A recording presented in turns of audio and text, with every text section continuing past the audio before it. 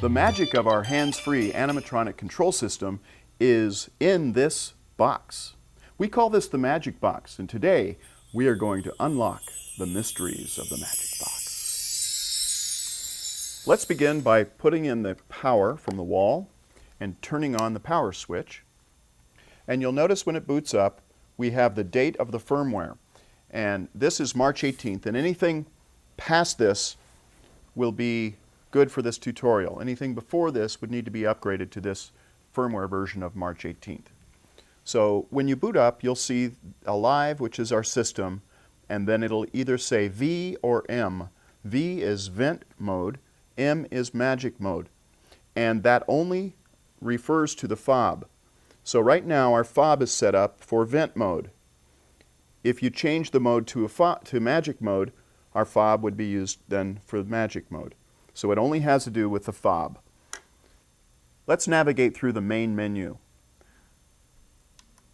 Settings menu, the vent settings menu, the fob menu, diagnostics menu, and reset defaults command. The last one is exit main menu, so to exit you select it.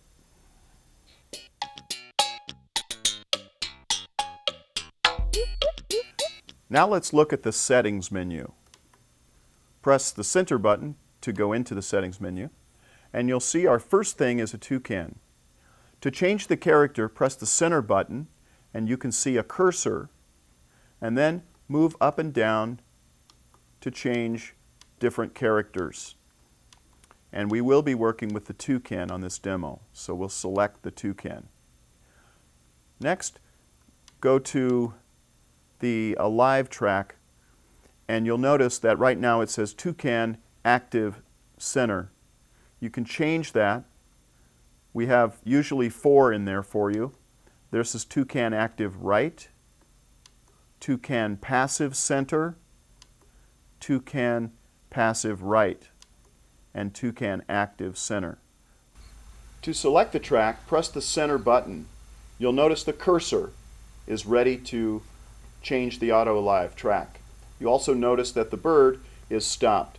He's waiting for a command. So let's take a look at this one. This is toucan active center. So he's moving a little bit fast, occasional wing movements, and those are preset, pre-programmed auto alives that we have put into your system for you. To change it, select that and change it to another one. This is toucan active right. This is as if you were standing on one side of him to the right, and he is going to focus most of his attention off to that right side. He'll occasionally look over the other way and back at your audience, but he's going to stay primarily focused toward you performing on his right. Let's take a look at the next one. Select the center and change it to toucan passive center. This one will move slower, but it focuses his head forward, back and forth to the audience, which is centered in front of him. This is good when he is just speaking to a crowd, and you can use auto alives with motor mouth and in between magic tracks, and also when you're performing in live mode with the vent fob.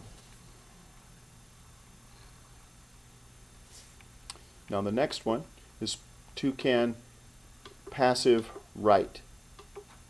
Now, what happens if you want the bird to be looking in the opposite direction? We typically program our magic tracks and our auto alives to look in the right direction. But if you wanted it left, you could go on to our next feature, which is dominant. And so you can change the dominant direction that the bird is looking in by selecting this. The default is right center, and that means that we've either programmed it to the right or it's programmed to the center. But if you wanted to change right to left, you would select the center, and we're going to change it to left mirror. Now notice how he reverses. He's still set up in passive right, but when I select this, he is now going to change to passive left. That's because we changed the dominance. Now the next feature in our settings is called Magic Mouth Gain. And I am set up here, plugged in, ready to play a magic track off of the iPod. And what this setting will do is control how much the mouth moves from a magic track. Most of our tracks work beautifully at a 16, and I'll show you that right now. Lots of fries, a pizza, and some chocolate pies, hot dogs, milkshakes, donuts. Now, if the setting was too low, I'm going to select the setting here, and there's the cursor. Now I'm going to turn it down, and you'll notice that the mouth is no longer moving well. And if I turn it up too high, it also stays open. Like there's a 22, and it's staying open back there, and he's waiting. So that's too much. So I'm going to put it back to our default setting of 16, and the important thing about that is it gives you some control over the mouth movement in case your programming and your recording was not just loud enough or not quite good enough. We can change the setting here. Now the next setting on our settings menu is motor mouth speed. And that's a default of a 5. And that's for when you're using motor mouth. We plug in our microphone into the mic jack, and by turning up and down the number, you can get a faster response time on motor mouth. That's different from the gain knob. Gain is the amount of signal that it's getting from the microphone. Speed is how fast it moves. So once you have your gain set properly, then you can change the speed to make the mouth go faster. I'll show you what that looks like.